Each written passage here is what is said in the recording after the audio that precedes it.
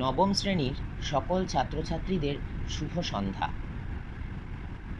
আজকে আমরা তোমাদের পাঠ্যপুস্তকের ৯ নম্বর অধ্যায়, নবম অধ্যায় যে উপপাদ্যগুলি আছে সেগুলি শেখার চেষ্টা করব। নবম অধ্যায়টি হল ভেদক ও মধ্যবিন্দু সংক্রান্ত উপপাদ্য। ভেদক ও মধ্যবিন্দু সংক্রান্ত উপপাদ্যগুলি শেখবার বা ভালোভাবে বোঝার আগে আমাদেরকে কতগুলি সাধারণ বিষয়, যা তোমরা ক্লাস 7 এবং ক্লাস 8-এ শিখে এসেছো, সেগুলো একবার মনে করে রাখা দরকার। সেই জিনিসগুলো ভুলে গেলে আমরা কিছুতেই এই উপপাদ্যগুলো সহজে প্রমাণ করতে বা শিখতে পারবো না। তাই চলো একবার ফিরে দেখা যাক যে সমস্ত বিষয়গুলো আমরা আগে পড়ে এসেছিলাম সেগুলো সংক্ষেপে বলা হচ্ছে। তো প্রথমেই দেখো, এখানে আমি দুটো সরল রেখা অঙ্কন করেছি। একটা সরল রেখা হচ্ছে এবি এবং অন্য সরল রেখাটা হচ্ছে সিডি। তোমাদের বলেছিলাম যে দুটি সরল রেখাকে উভয় দিকে বর্ধিত করলে বা বাড়ালে যদি এরা কখনোই পরস্পরের সঙ্গে মিলিত না হয়, অর্থাৎ পরস্পরকে ছেদ না করে, এই রেখাটাকে তুমি যত এদিকে বাড়াবে বা এই দিকে বাড়াবে, এইটাকেও যত উভয় পাশে ডি বিন্দুর দিকে বাড়াবে বা সি বিন্দুর দিকে বাড়াবে, এরা কিন্তু বাড়তেই থাকবে, কিন্তু পরস্পরকে কখনোই ছেদ করবে না।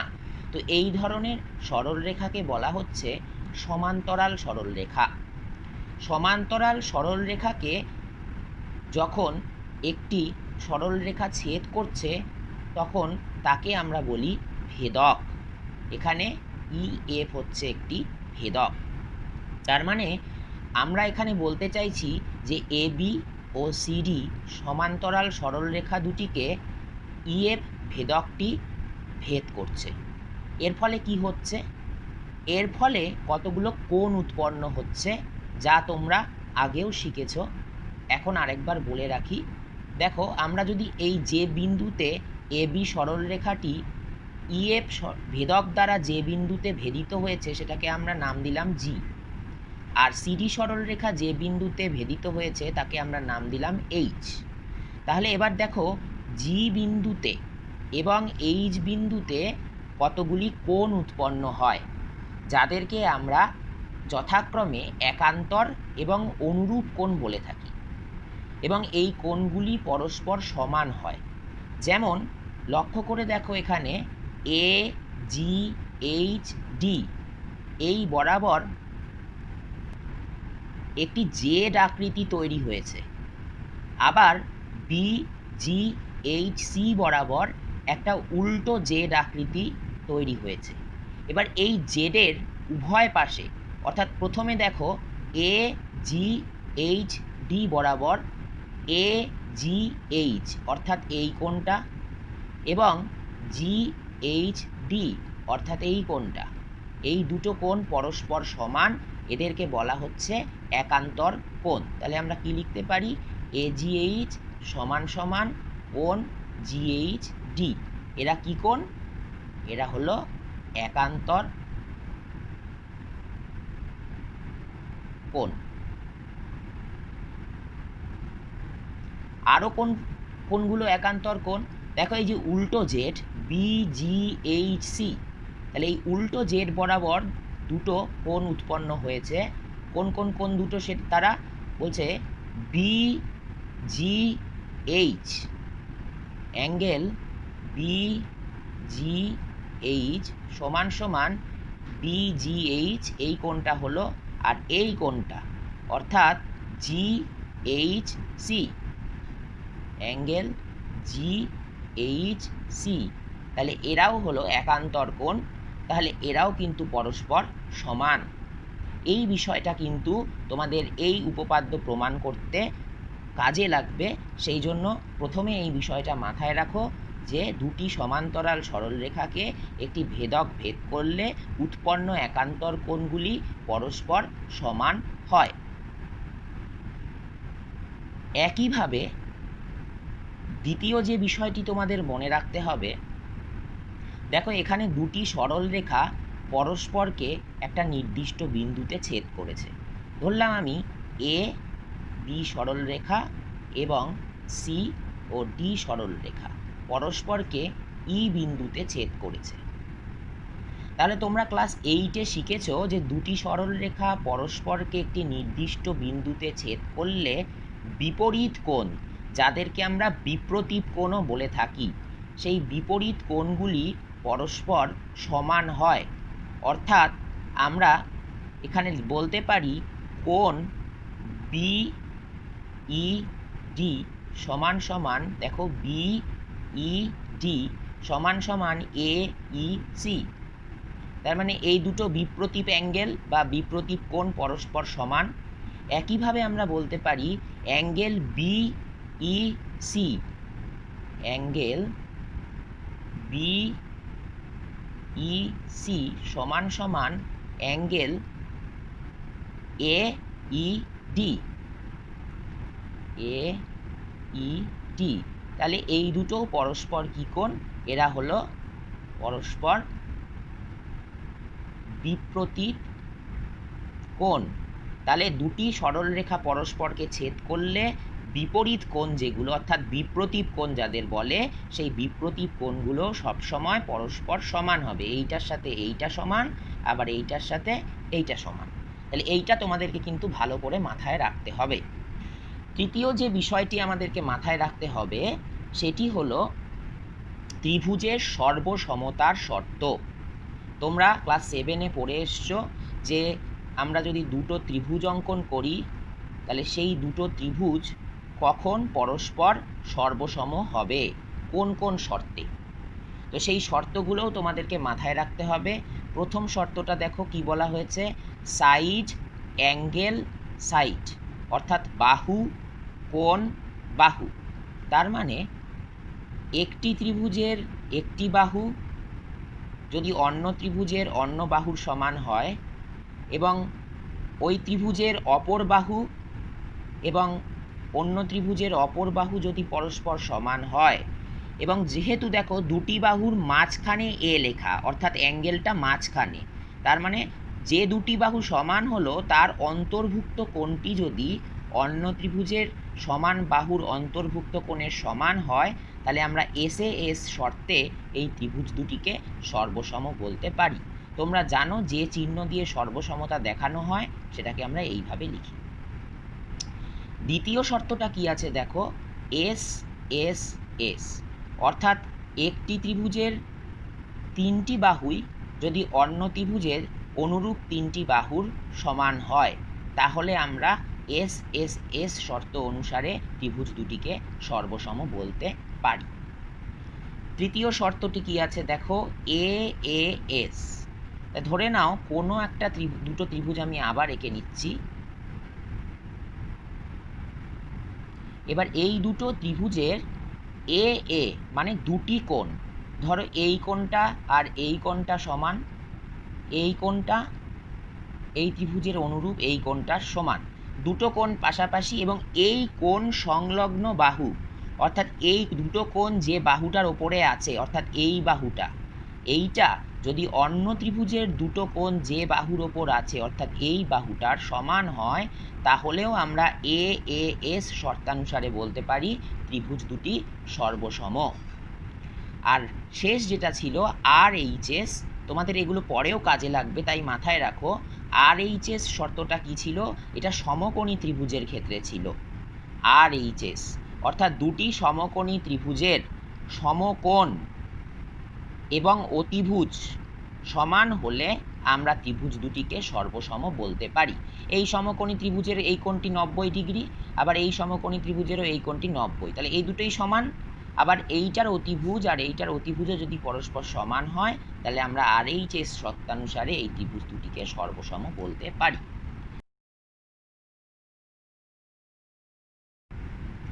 এবার এসো দেখে নেওয়া যাক আমাদের আজকের উপপাদ্য।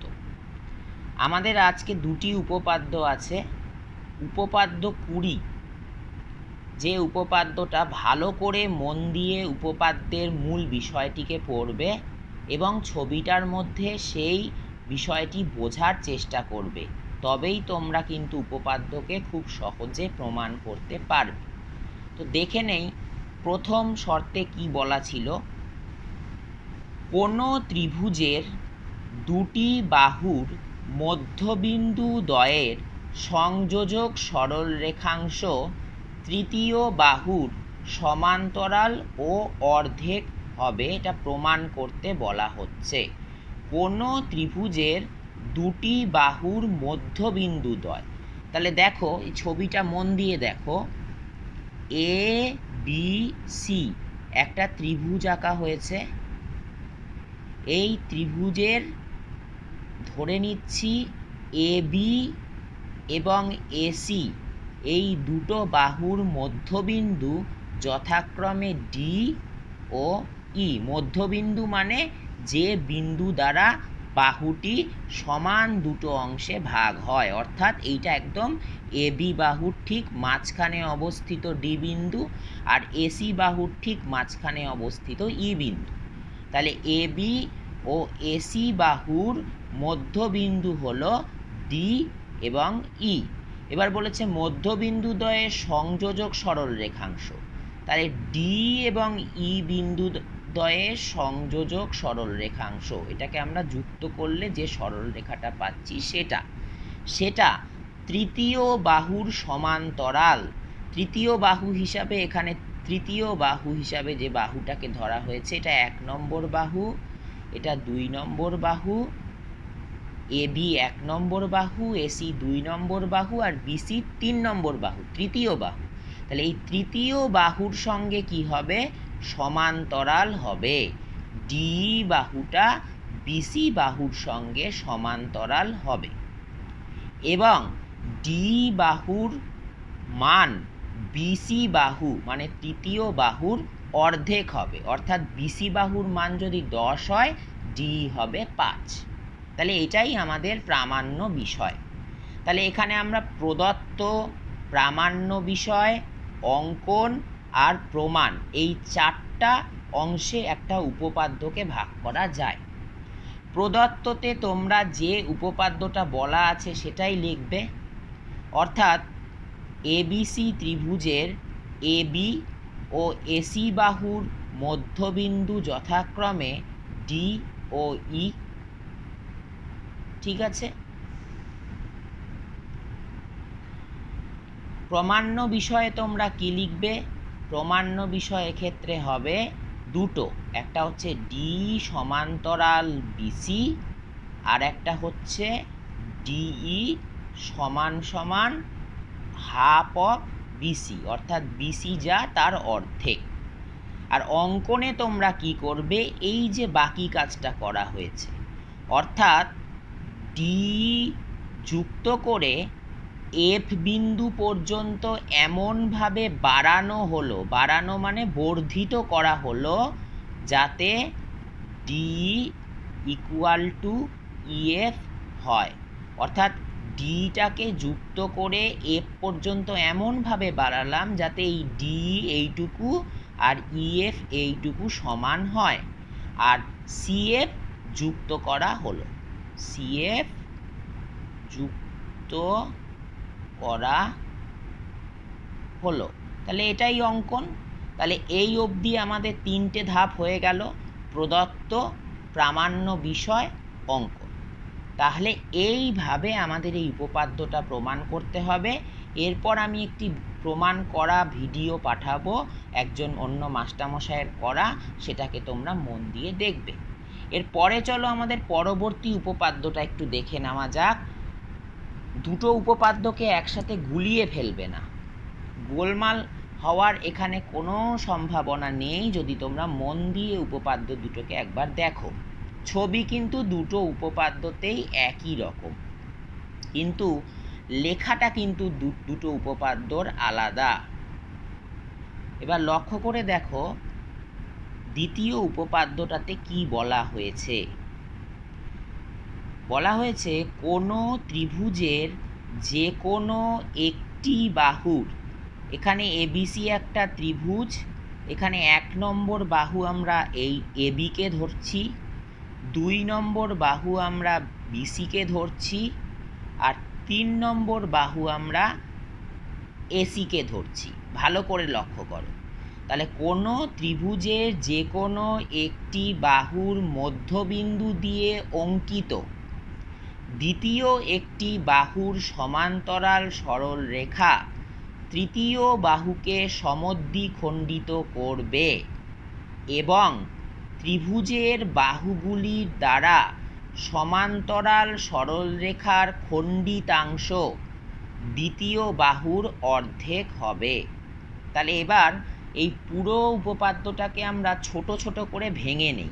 প্রথমে কি বলেছে দেখো, কোনো ত্রিভুজের যে কোনো একটি বাহুর মধ্যবিন্দু, তাহলে ধরলাম এ বি বাহুর মধ্যবিন্দু আমরা আঁকছি ডি।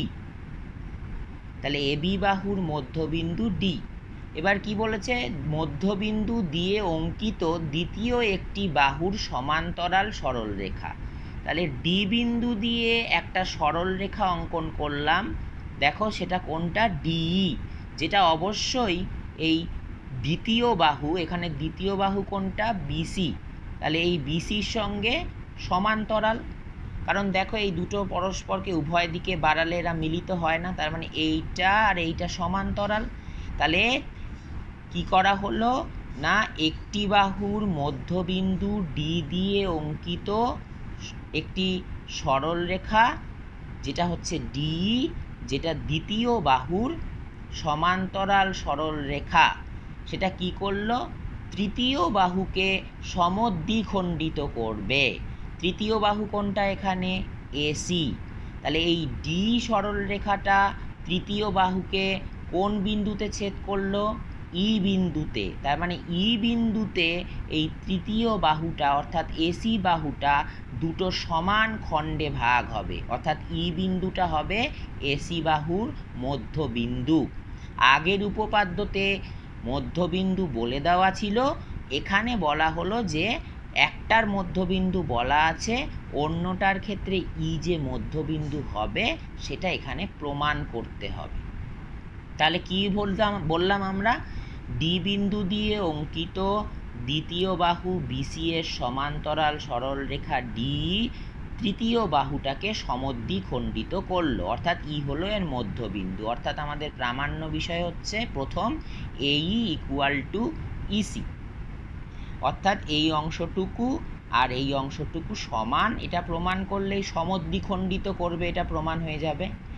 এবং ত্রিভুজের বাহুগুলির দ্বারা সমান্তরাল সরলরেখার খণ্ডিতাংশ, এই যে ত্রিভুজের বাহুগুলো, এই যে সমান্তরাল সরলরেখাটা যে এটার যে খণ্ডিত অংশ, কোনটুকু অংশ খণ্ড করেছে, এইটুকু অংশ, এই অংশটা খণ্ডিত এই বাহুর দিয়ে, এই পুরো ডিএফের থেকে ডি অংশটা এ বি এবং এসি বাহু দ্বারা খণ্ডিত হয়েছে, মানে টুকরো হয়েছে। তাহলে এই খণ্ডিত অংশটা অর্থাৎ ডিটা দ্বিতীয় বাহুর অর্ধেক হবে। দ্বিতীয় বাহু মানে বিসির অর্ধেক হবে, অর্থাৎ আমাদের আরও প্রমাণ করতে হচ্ছে খণ্ডিতাংশ মানে D equal to half of BC. তাহলে এই হচ্ছে আমাদের দুটো উপপাদ্য, যার প্রদত্তটা আলাদা হবে, প্রামাণ্য বিষয়টা একটু আলাদা হবে, দেখতেই পাচ্ছ তোমরা। অঙ্কন হুবহু এক হবে, এখানেও বলতে হবে ডি বিন্দুকে